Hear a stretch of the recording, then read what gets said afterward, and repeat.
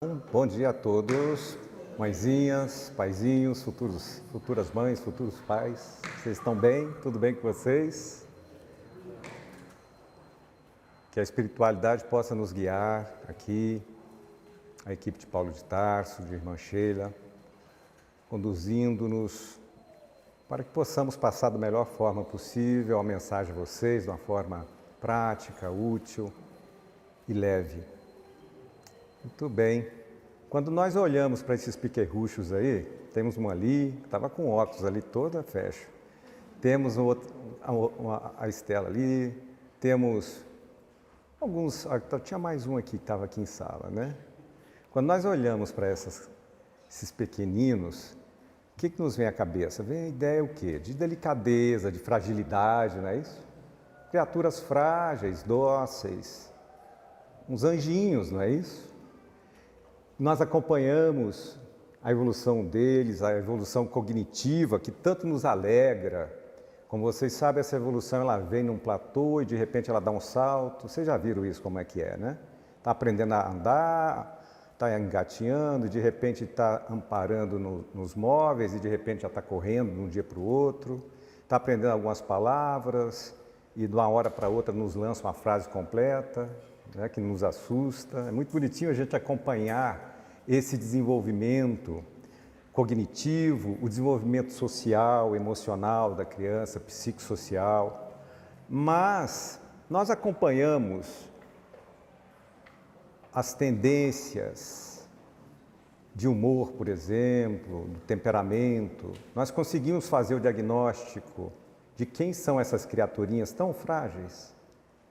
Vocês conseguem, como a lição nos incitou e convidou, a vê-los como seres espirituais? Você consegue se ver como criancinha igual ela? Nós temos criancinha aqui de 0 a 90 e poucos anos, olha pelo que eu estou vendo aqui hoje, não é? Gente, nós somos todos aqui crianças espirituais. Nós temos uma dificuldade muito grande de nos vermos como seres espirituais. Vocês têm, como eu também, essa dificuldade? A gente encarna um papel nessa reencarnação, eu sou fulano de tal, né? Não é isso? E a gente consegue, passamos por essa amnésia, esse sonho, de esquecermos que somos viajores aqui com esse corpo, com essa identidade, com esse país que nós escolhemos nascer, com a família. Só aqueles afetos que nós cultivamos, né, na vida passada, não é mesmo? Aquele irmão bacana. Então, nós esquecemos que somos esses viajores e que essas pequenas criaturinhas foram-nos dadas ao cuidado para que possamos o quê? Para que possamos transformá-las moralmente, trabalhar no seu cerne o caráter, a moralidade. E isso tem tudo a ver com o tema que nós vamos abordar hoje. Nós vamos ver mais lá para frente a importância que essa visão tem quando abordamos a depressão e suas faces na infância e juventude. E, infelizmente, uma das suas faces é a ideação suicida e a tentativa do suicídio, às vezes com êxito, infelizmente. Então, é um assunto que requer da nossa parte uma atenção e um cuidado para que possamos não só ter os dados do intelecto, mas os dados do coração práticos para agirmos com esses pequenos e como agir. Sabermos como agir.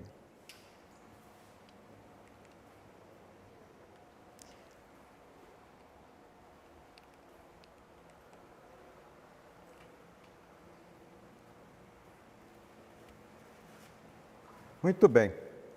Então, como pontos importantes, nós gostaríamos de destacar, dentro da temática que nós vamos abordar, alguns pontos que nós ressaltamos como bem importantes. Como, por exemplo, como se apresenta a depressão na criança, como é que ela se dá? Ela tem a mesma face, tem as mesmas características, os sintomas da depressão no adulto? Como é que é essa depressão na infância, na criança? Quais são suas particularidades, peculiaridades? O que ela tem de diferente?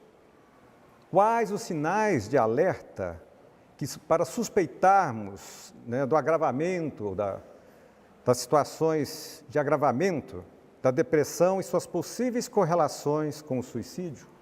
Então, são questões que nós levantamos aqui no início da nossa fala, do nosso contato, da nossa fala com vocês, da nossa reflexão, que eu gostaria de abordar hoje. Como vocês estão vendo, são temas importantes e atuais, porque nós vamos ver que a depressão na infância e na adolescência é uma condição importante, não somente para as famílias, mas também para toda a sociedade, né? Nós vamos ver que a base da sociedade é aquilo que está ocorrendo na estrutura familiar. Aquela afirmação tradicional, antiga, que a família é a célula máter, é a célula da sociedade, ela é real, é a célula funcional. É ela que vai dar os tijolinhos funcionais para como a sociedade irá agir, como a sociedade se comporta. Então, tudo que diz respeito à família, diz respeito à sociedade. Se nós queremos mudar a sociedade, nós temos que mudar quem? A família. E para mudar a família, nós mudamos quem? Os seus entes. Então, observem já a complexidade dessa questão de recebermos essas criaturinhas frágeis para serem moldadas em seu caráter. Nós falamos muito hoje na questão da autotransformação, não é mesmo? Não está em voga isso no meio religioso, principalmente no meio espírita. Nós sabemos que a mudança é de dentro para fora. Nós não vamos mais ficar esperando a mudança de fora para dentro. A mudança é de dentro para fora. E para que ocorra essa transformação, esse autodescobrimento, para que ocorra a autotransformação, os pais têm um papel fundamental.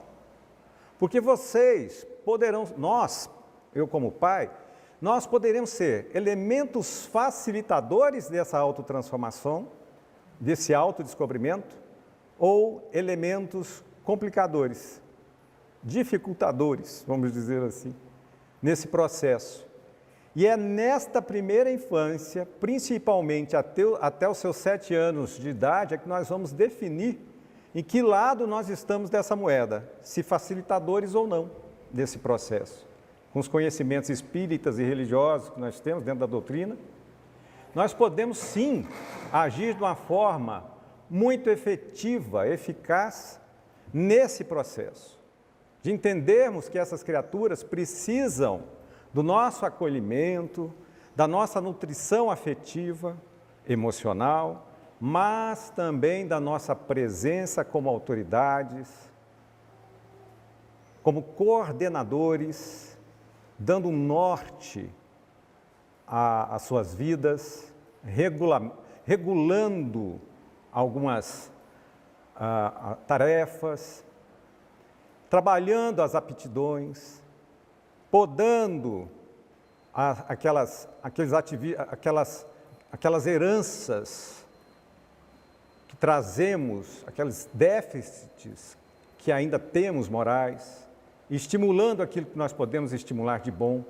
Então é todo um processo que nós vamos agir a curto, médio e longo prazo, como elementos facilitadores desta transformação. O que você vai dar para o seu filho é uma autonomia para que lá na frente ele continue esse trabalho. Então, o tema depressão infantil hoje, ele tem sua relevância pela incidência, pela prevalência que ele tem da nossa sociedade. Observem esse dado aqui. A depressão está presente em 2 a 3% entre as crianças. Olha aqui, parece pouco, mas não é não. Vocês já pararam, vamos refletir um pouquinho sobre isso. 8% para adolescentes, aí a coisa sobe bastante mesmo. Por isso nós estamos vendo um incremento nessa faixa etária da juventude e da infância, um incremento nas taxas de suicídio em relação às outras faixas etárias, às outras idades da população. Porque o sofrimento das crianças, o sofrimento infantil e dos jovens está alto. Agora, por que isso ocorre? Como é que se dá isso? vamos refletir sobre esses números inicialmente. Aqui tínhamos agora 50 crianças aproximadamente, talvez um pouco menos. 1 a 2 crianças ali estão numa fase inicial da depressão, não estamos percebendo. De cada 100 crianças, até 3 crianças. De cada 100 adolescentes, 8 estão deprimidos. Será que nós estamos conseguindo? Nós não somos médicos, né? População como vocês, somos leigos, mas nós temos a obrigação de estarmos atentos e suspeitarmos desse processo. Sabermos que esse processo, ele está aí, está presente, que nós precisamos ajustá-lo, diagnosticá-lo, suspeitar e encaminharmos essa criança, esse jovem, para a equipe da saúde mental, psicólogos, às vezes até psiquiatras, para que eles possam ajudar as famílias, não é mesmo?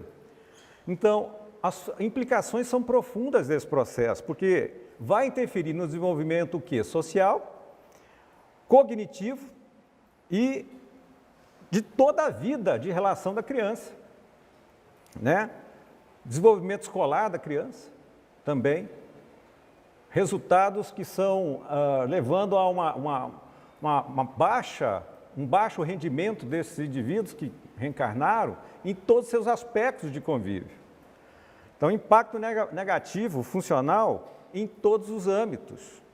Então, é importante que estejamos realmente atentos à possibilidade da depressão nas nossas crianças, nos nossos filhos, no vizinho, nos amigos, atentando para os fatos que nós vamos ver aqui. Bom, vamos comentar alguns dados técnicos para que possamos entender a temática. O que causa a depressão?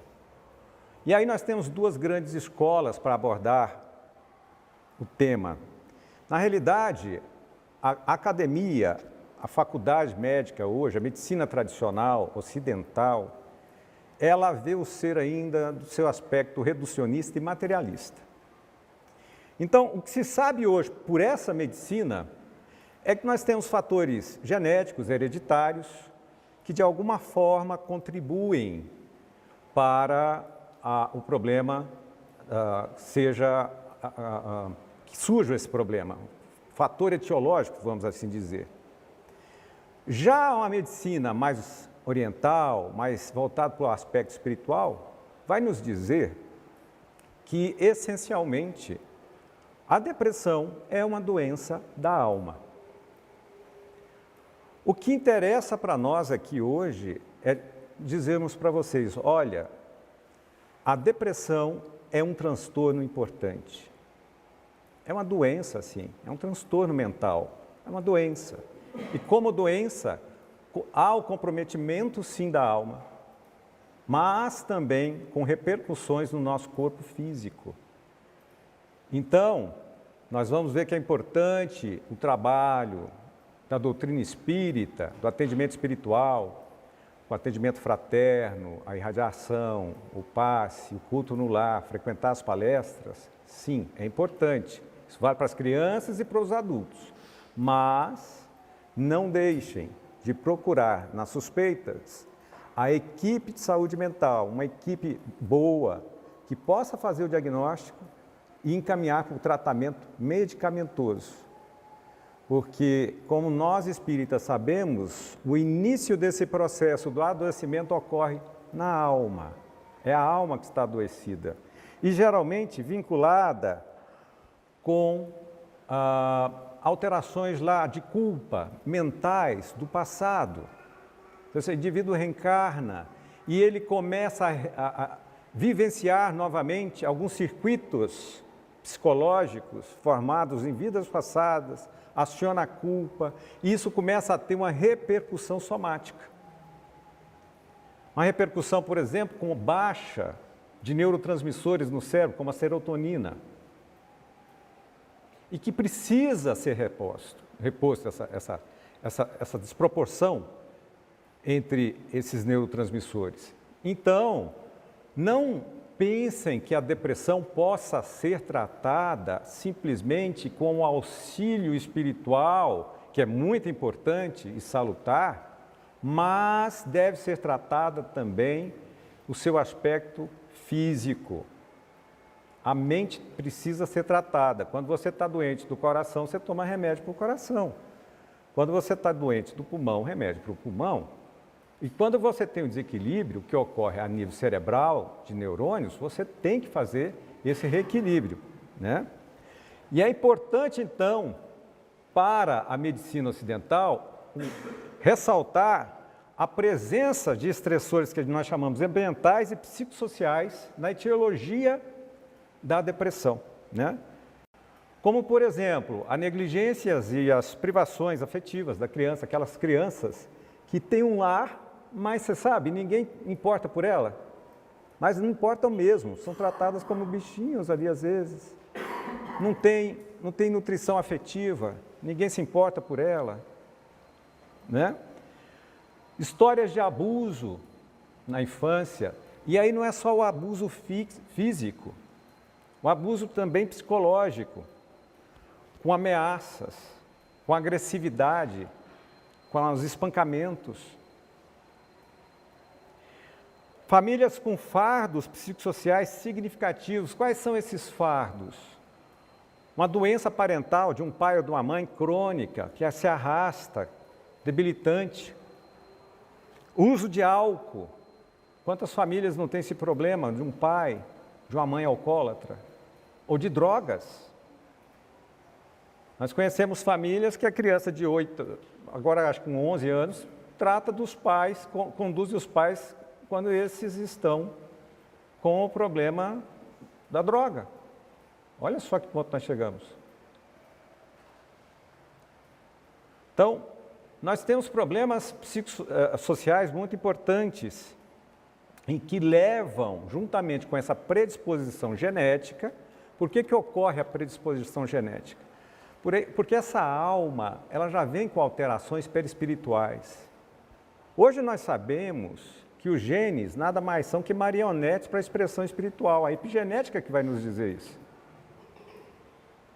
A mente, a casa mental, ela dita estruturalmente o perispírito, que é o nosso corpo sutil, e esse vai coordenar, na fase da embriogênese, todo o processo de formação do nosso corpo que nós recebemos, desse avatar que nós temos, que é um avatar.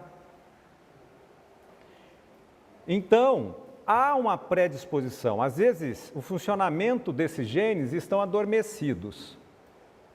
E eles precisam de um gatilho que vem externamente ou da mente, na sensação de culpa.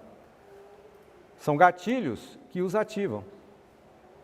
Eles passam a dar o distúrbio físico. Percebem o que nós estamos dizendo? Que o problema está no espírito, o cerne está na casa mental, no self, no eu, na consciência, e não na matéria em si, que é uma consequência.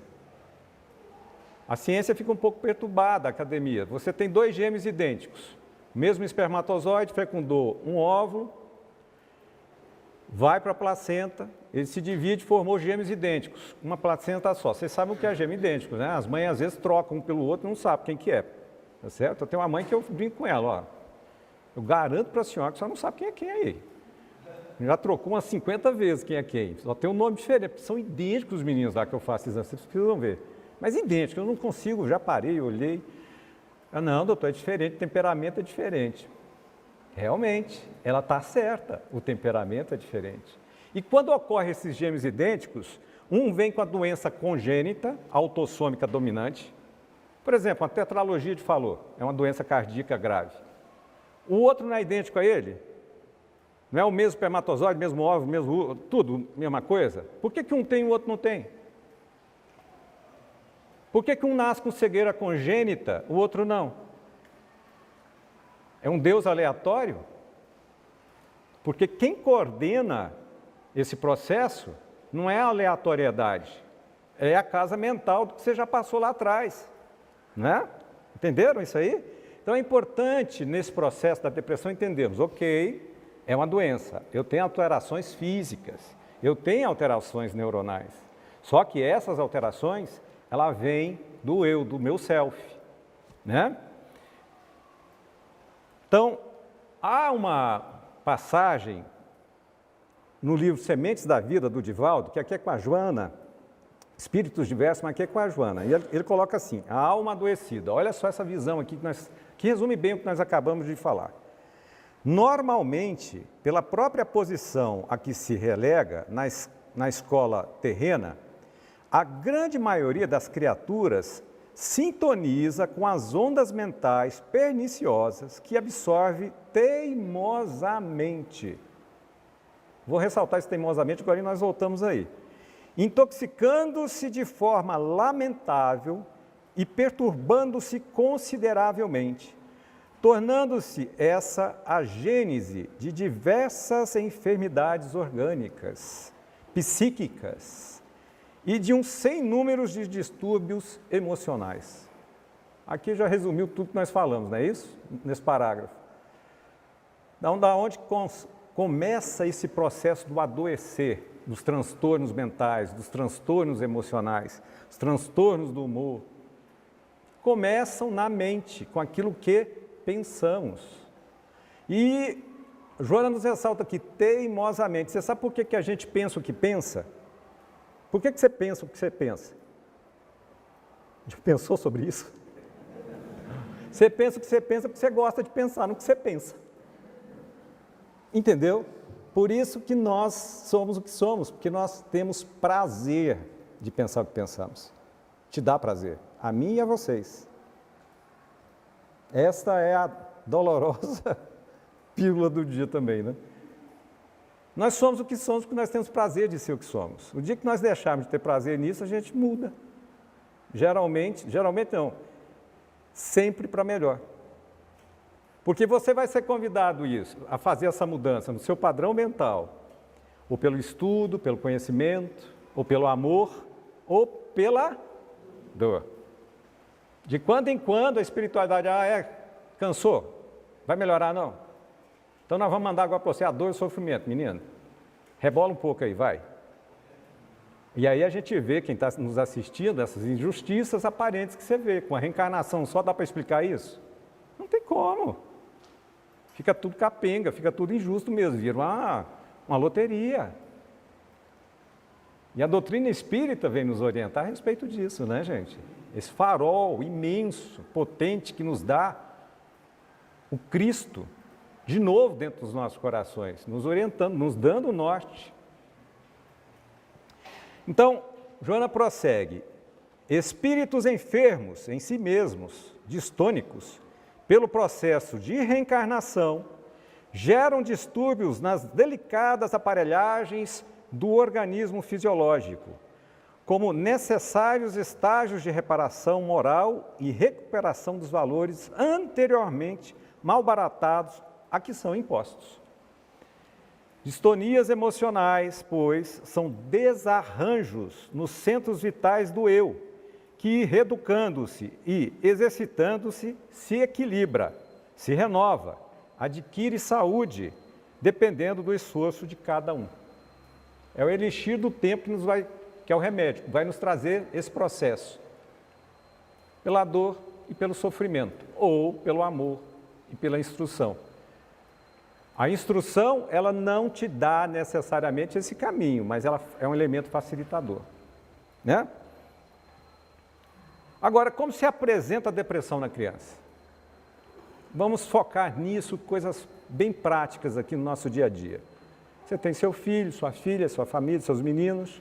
Como é que eu posso suspeitar que existe a depressão? Quais são os sinais? O que está de errado ali? Bom, geralmente a condição central, e que chama mais a atenção nos quadros, é que há uma mudança do humor da criança, que pode ser deprimido ou, atenção, irritável. Nós costumamos achar que a depressão só vem com o quê? Com a depressão, com a tristeza. Criança quieta, certo? Lá em Minas tem uns ditados bons, um deles é, criança, antes frear do que empurrar. Sabe aquela criança tem que empurrar toda hora, que ela está paradinha? Por enquanto, mas a criança que precisa frear pode estar com depressão? Pode. Porque a irritabilidade E é uma irritabilidade que ela leva a um enfrentamento mesmo, a criança fica hostil. Crises de raiva por pequenas coisas de gatilho. Pequenas frustrações. Então, a irritabilidade também pode ser um sinal de depressão. Sabiam disso? Então, preste atenção no seguinte. Como é que eu sei que houve uma mudança? Como é que eu sei que tem uma coisa ali diferente? Porque você está, primeiro, de olho no seu filho, você está observando ele no dia a dia. Houve uma mudança persistente? Opa, tem alguma coisa estranha aqui, vamos verificar o que está acontecendo. Aí você vai passar para a próxima etapa, que é o diálogo, conversar. Vamos seguindo um pouquinho nisso aqui. Quais os sinais que nós devemos dar, então, atenção? Perda de interesse ou prazer. A criança passa a ter um comportamento retraído e de isolamento, não se importando com os amigos e com o convívio social, sem estímulo para as brincadeiras e a vivência do mundo lúdico. Então, aquela criança que ficou desanimada de repente, retraída, isolada, perde o contato com todos. Ela vai te relatar que está cansadinha, cansaço frequente, aquela perda de energia mesmo. Só a depressão que dá isso? Não. Uma anemia também dá isso. Um hipotiroidismo também dá isso. Mas a depressão também. Então você vai ter que procurar um médico, uma equipe médica. Alterações do apetite, ganho do peso, abaixo daquilo que é esperado, ou até mesmo perda, né, de peso. E outra coisa importante são as alterações do sono, que tanto podem ser para um sono muito profundo ou a insônia. São sinais importantes de alerta. Sentimentos de culpa e de inutilidade que a criança passa a ter, aliados ou não à sensação de inferioridade, especialmente em relação aos amigos da creche ou escola. São dados também importantes que nós temos que estar atentos. Alteração do desempenho escolar. Aquela criança que tem um padrão de comportamento na escola e de repente ela muda completamente esse padrão para pior, com desinteresse nas matérias, desinteresse em ir à escola. Uma capacidade reduzida de pensar, de se concentrar, uma capacidade reduzida de aprendizado. Né? Adolescentes deprimidos podem dar menos atenção à aparência pessoal e demonstrar maior sensibilidade à rejeição pelo namorado ou namorada. São outro sinal importante. E ainda nos adolescentes, ficar atento ao consumo do álcool e de substâncias ilícitas. Então, observe que todos esses sinais de alerta, você tem que estar em contato afetivo com a cria, entendeu? Não tem outro jeito. Se você for negligente, a família que os pais são negligentes, não tem como fazer o diagnóstico. Você não vai suspeitar de nada. É estar atento, convívio diário, né? Tristeza e depressão é a mesma coisa? O que vocês acham? Todo mundo aqui passa por situações na vida de perdas afetivas, de entes queridos, de um emprego, de uma pessoa amada na sua vida. Você passa por momentos de tristeza, pessoal, e isso é normal. Agora, como é que é comparar a tristeza com a depressão? Tentei colocar aqui um quadro, no livro está bem claro isso, mas aqui, vamos lá, vamos dar uma olhada nesse quadro. A duração na tristeza, ela é de horas a dias. Na depressão, de semanas a meses. Então, aquela coisa, sabe, tem às vezes dificuldade. Um luto, por exemplo, às vezes demora semanas. Mas você vai vendo algumas características a mais dessa pessoa, uma melhora gradativa, né? No caso do luto, a perda afetiva. Uma perda afetiva quase sempre na tristeza está presente. Na depressão, pode estar ou não, mas geralmente é ausente. A autoestima na tristeza está preservada, é aquela pessoa que continua com a sua autoestima. Ela sabe do seu valor, ela está só triste. Mas no deprimido não. A autoestima é comprometida, tá? Sentir-se inútil. Na tristeza, a pessoa tem consciência, não, ok, eu tenho minha utilidade, eu sou útil, eu estou triste. Agora, o deprimido não, ele se sente inútil. Desempenho nas tarefas cotidianas. Pessoa triste, ele vai levantar, vai lavar os pratos, vai fazer geralmente as coisas que faz. Aliás, às vezes vai fazer para esquecer a tristeza, né? Não é isso? Pega o pano, vai limpar a casa, cada um tem sua maneira. Vai escutar a música, né? O deprimido, não. Às vezes consegue se animar? Ok, geralmente sim, no triste. No deprimido, nunca. Devia estar deprimido na cama, espírita, trabalhador da casa espírita. Levanta, rapaz, tenha fé em Jesus. Vamos embora. Vamos embora para casa trabalhar. Não estou afim, não. O cidadão, o trabalhador vai ter que deixar a casa espírita dele para ir na outra, para ele não ser julgado aqui para esse grupo aqui. Está deprimido, gente. O indivíduo que está deprimido, ele não consegue. Acabou a pilha dele, entendeu? Ele não tem pilha para se movimentar. O brinquedinho acabou. A pilha. Ele precisa se renovar. Ele não consegue. Né? Sintomas corporais são mínimos, já na depressão grave. Um retardo psicomotor leve ou ausente na tristeza, muito comum na depressão. E a ideia de suicídio? É pouco provável, é só uma tristeza. O indivíduo até pode, já pensou alguma vez em tirar a própria vida, mas nunca levou aquilo a sério de jeito nenhum. Agora, na depressão é comum. Isso é importante entendermos, né? E por falar em suicídio, vamos abordar um pouquinho essa temática dentro da depressão. Hoje, o suicídio, até os 29 anos de idade, é a principal causa mortes entre jovens, dos dois sexos. A segunda, e crescendo, infelizmente. Então, a doença depressiva é o fator de risco mais significativo para o suicídio. Tá? O outro é a tentativa prévia. Então, são os dois grupos que dão aí 90% a 95% dos pacientes da amostragem que comete suicídio estão nesses dois grupos. Transtornos mentais, principalmente do humor e entre eles a depressão, e a tentativa prévia.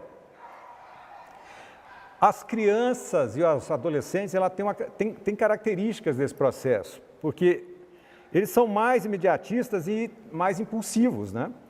E em decorrência dessa maturidade emocional que eles têm, porque eles não fizeram ainda essa maturidade, não completaram essa maturidade, eles não desenvolveram, não tiveram tempo de desenvolver a resiliência, esse escudo protetor para as agressões lá de fora, eles se comportam de maneira muito, muito intempestiva com essas agressões que são tidas como gatilhos, agressões, a perda de um namorado, de um namoro, de um parente, né? A humilhação na escola, o bullying, a depreciação. Então, as crianças os adolescentes se sentem muito suscetíveis a isso tudo. E em decorrência dessa maturidade que ainda não existe, são mais suscetíveis ao suicídio. Ainda bem que a efetividade da tentativa é menor nesse grupo etário. Então, as tentativas são maiores, mas a efetividade é menor. E quais são os sinais de alertas na criança e no adolescente para o suicídio? O que nós devemos nos atentar? Primeiro, tentativa de suicídio prévio. Família informa, ou vocês têm uma pessoa, olha, já tentou suicidar.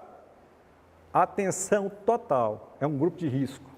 Vai precisar do acompanhamento da equipe da saúde mental. Presença de autoagressões deliberadas, como por exemplo, cortes na pele. As mutilações, geralmente escondidas. Por que a criança e o jovem faz isso? Os estudos hoje demonstram que é como se fossem drenar uma carga de sofrimento que eles apresentam internamente. É como se aquele processo produzisse um alívio dessa tensão emocional. Observe o grau de sofrimento. Existem mitos, hein? E cuidado para não cairmos nos mitos. Isso eles fazem para chamar atenção. Alguém pega uma gilete e se corta para chamar atenção, já presta atenção mesmo. A dor, o sofrimento ali é intenso. Percebem? Então, é uma maneira de drenar esse sofrimento, né? Afastamento da família e de amigos, outro sinal importante. Piora do desempenho na escola, no trabalho, em outras atividades que costumava manter. Relatos de bullying, que pode ser sofrendo bullying ou realizando bullying também. Perda de interesse em atividades de que gostava. Descuido com a aparência, comentários autodepressivos persistentes, sentir-se enclausurado, sem conexão, um peso. E aqui a criança, o jovem começa a soltar frases. Eu não valho nada mesmo. Eu sou um peso para a minha família. Eu não vou dar em nada. Eu sou um inútil. Eu não presto mesmo. Eu sou inútil. Comentários em relação ao futuro, negativos em relação ao futuro. Desesperança. Desesperança é uma das características deste grupo, da ideação que vai para a tentativa de suicídio. Atenção, quem está nos ouvindo pela web e que é do atendimento fraterno.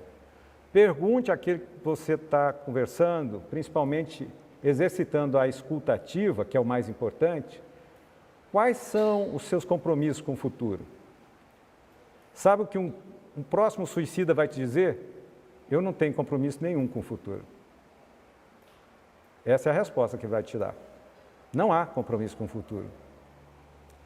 Comentários sobre morte, sobre pessoas que já morreram e interesse pela temática com diálogos, as mídias digitais, a internet. Então, ficar atento, porque a pessoa vai buscar até métodos, como nós sabemos aí, as séries, né?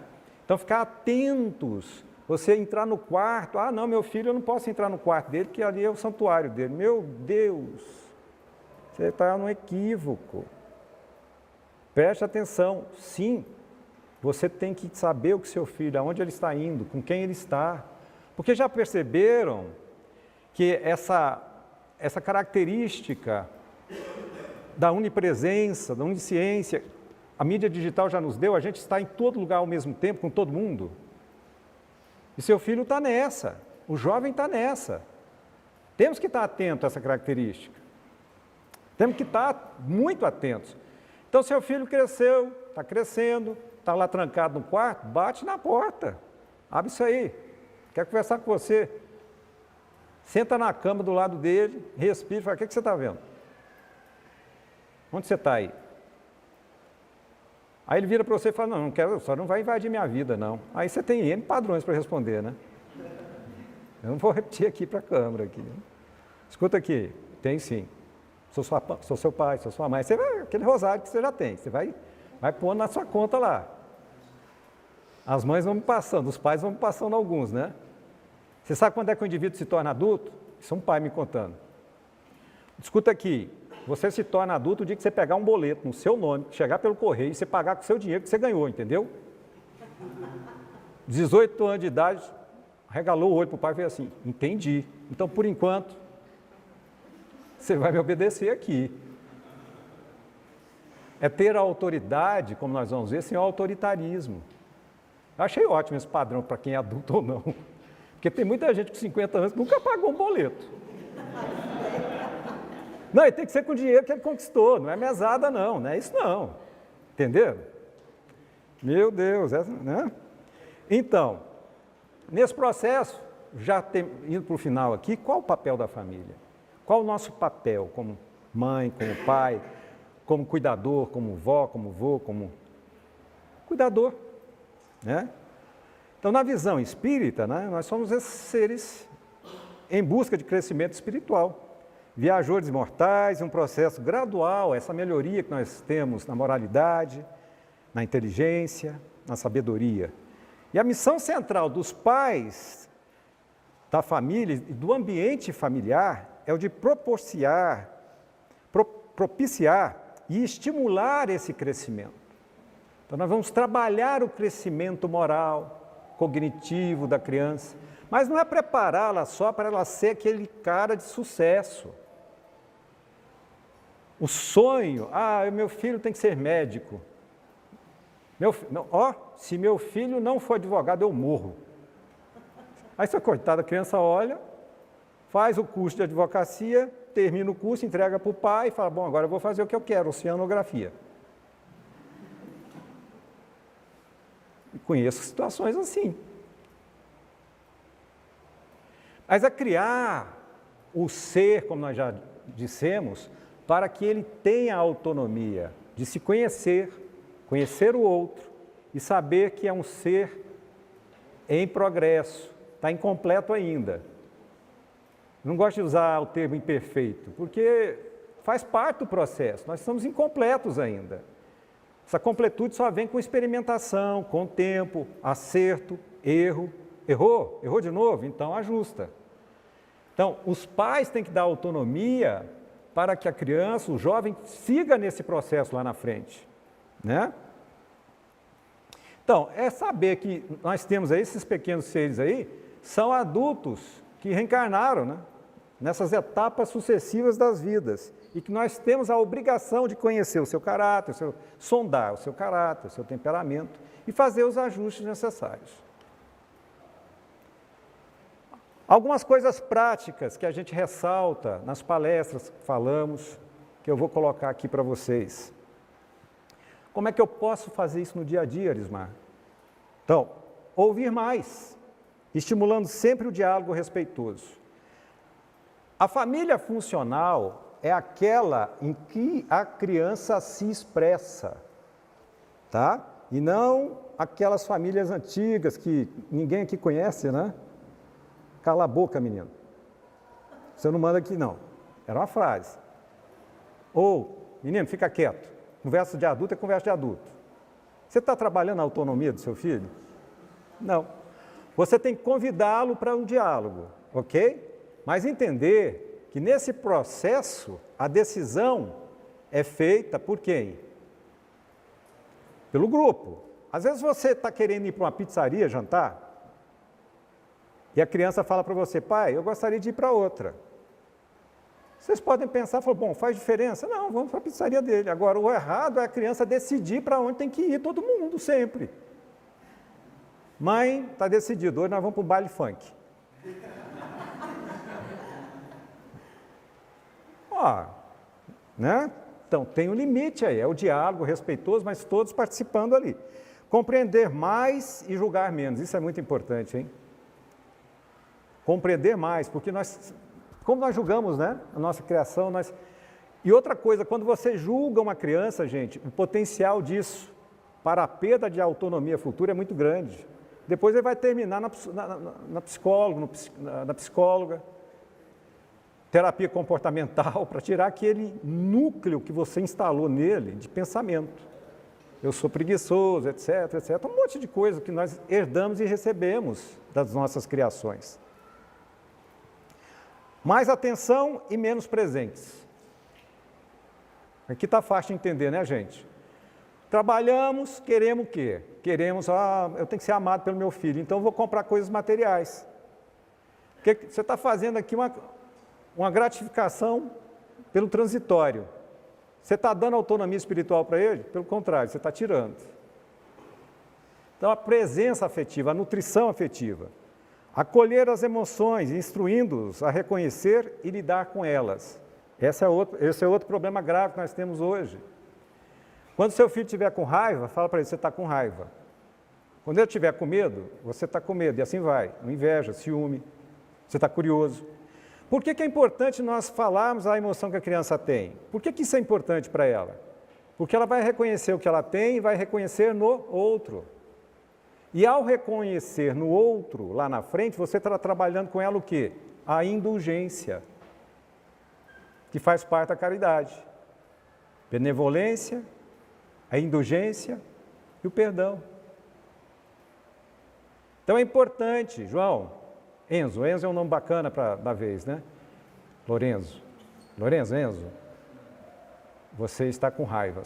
Na realidade, você está chateado por conta disso e disso e disso. Você está frustrado. Então, isso a criança começa a compreender o que ela está sentindo. E ela vai ter isso com mais facilidade lá na frente e ver isso no outro. Uma outra coisa importante na família funcional é impor limites. Lembrando sempre de que um lar com autoridade não é um lar autoritário, ok? A autoridade é você ter um núcleo que decide da palavra final, mas escutando todo mundo, e o que você escutou tem influência na decisão que você vai ter. Ter autoridade é uma coisa. Exercer autoridade de uma forma salutar, funcional, é uma coisa. Agora, o autoritarismo é diferente, é o exagero. Ensinar as crianças a lidar com frustrações. Esse tema aqui é importante para os dias atuais, gente. São as famílias em que a criança pinta e borda, quando a gente diz. A criança decide tudo. A família tem que fazer tudo que a criança quer. O que a gente chama de infantocracia, né? É um termo. A criança manda e todo mundo obedece. Quando ela for frustrada lá na idade adulta, o que acontece? Ela vai saber reagir com isso? Não. Ela não está preparada para isso. Né? Trazer religiosidade e a transcendência do ser para o lar é outra coisa importante. Falar para esse ser, falar, olha, escuta, já na sua idade de entendimento, você é um ser espiritual numa vivência material. Mostrar para ela a divindade, Deus, Jesus, como mestre e guia. E para terminarmos essa prática, essas práticas do dia a dia, estimular muito a questão do perdão e do auto-perdão. Você vai fazer isso de uma forma prática. A criança quebrou alguma coisa, quebrou o aquário da sala, a água caiu lá, o peixinho morreu, claro, que ela não deu conta, porque ela ficou apavorada de pôr o peixinho num copo d'água e tal, o peixinho morreu, ou os peixinhos. Você está fora de casa, ela limpou o tapete da melhor forma possível, juntou os caquinhos, sem cortar, já pega lá a varinha para você bater nela, você abre a porta e fala, mamãe, estou preparado porque eu quebrei já o vaso lá do aquário, já aqui está a varinha aqui, ó, para você me bater. Você já dá de presente, a criança leva lá a varinha para a mãe, peguei da goiabeira, que essa é a melhor, como a senhora me disse, me ensinou. Não tinha de marmelo. A mãe vai olhar e fala, não, meu filho, você já errou aqui, ok, isso acontece, vamos ver aqui o que a gente pode fazer. Você cortou? Não. Machucou? Não. Então, é saber exercer o perdão. E outra coisa comum entre os irmãos. Um irmão, invariavelmente, numa certa idade, vai chegar para você, pai e mãe, e vai falar mal do outro irmão. Você já viram isso? Nós espíritos não temos isso ainda não, né? Hã? Já estamos na luz, né? Um vai falar mal para o outro, do outro. Ô pai, ó, o negócio é o seguinte, meu irmão não está aguentando, não. Ele fez isso, isso, isso, isso. Ah, aí está a sua oportunidade de trabalhar o perdão e o auto-perdão. Fala, filha, filho, você tem seus erros? Ah, eu tenho. Será que o fulano tem alguma coisa para falar a seu respeito? Também tem. Então, realmente, está tendo um problema aí, não está? Isso está te incomodando? Vamos conversar com ele, conversa você com ele. Então, esse dia a dia, cortar a maledicência, levar a criança a ter a certeza de que experimentar pode causar erros ou danos a si mesmo, mas que isso faz parte do processo, não podá-la nesse processo, são coisas importantes. A nutrição afetiva, o carinho, o abraçar, o beijar. A minha geração e de alguns aqui, como era distante essa relação dos pais conosco, hein? Muito distante. Tenta lembrar aí os mais de 45, 50 anos, quando foi a última vez que seu pai e sua mãe te abraçou? Alguns vão responder, nunca, não lembro. Então hoje é importante nós termos esse cuidado, né? Lembrando, no Livro dos Espíritos, a questão 685, na resposta que os amigos espirituais nos dão, da importância, então, da educação moral. Quando essa arte, a educação moral, não a intelectual, for conhecida, compreendida e praticada, o homem terá no mundo hábitos de ordem e de previdência para consigo mesmo e para com os seus, de respeito a tudo que é respeitável, hábitos que lhe permitirão atravessar menos penosamente os maus dias inevitáveis. Parece até frase de Emmanuel, né? Conselho de Emmanuel, de tão pontiforme e exato que é. É dar autonomia, porque você está criando filhos para a vida. Mas que filhos são esses? São seres que estão retornando, com as suas qualidades e defeitinhos que precisam ser trabalhados. É dar-lhes autonomia, instruí-los, permitir-lhes levar as pancadas da vida, as agressões aí fora, e eles balançarem, mas ok, eu tenho uma raiz forte, eu tenho uma base estruturada. E a família continua sendo aquele porto seguro que ele pode retornar a qualquer momento. Ele tem sempre essa âncora para jogar ali. E para terminarmos, dizer para vocês um muito obrigado. O tema é um pouco denso, mas a gente queria abordar de uma forma que fosse prática, de uma forma um pouco mais leve, que possa ser útil para todos nós. Um excelente domingo, vocês possam ter uma semana muito tranquila, de paz, aprendizado, muita luz para todos nós. Obrigado.